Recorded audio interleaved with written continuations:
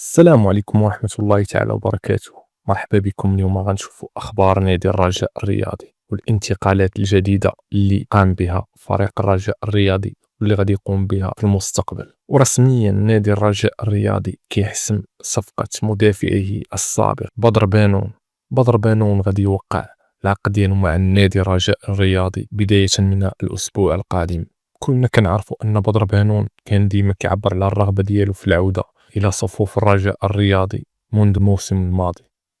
دابا غنشوفوا الصفقة الثانية إلى تمت، فإن الرجاء الرياضي غادي يضرب عصفورين بحجرة واحدة، وهو أن نادي الرجاء الرياضي يواصل كذلك مفاوضاته مع المهاجم مالونغو. فإذا تمت هذه الصفقة ستكون ربح كبير لنادي الرجاء الرياضي.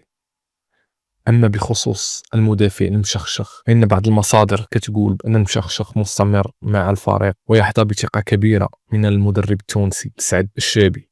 في الأخير ما تنسوش الاشتراك في القناة ومتابعة الصفحة لكي يصلكم جديد الكرة المغربية والعالمية، وشكرا.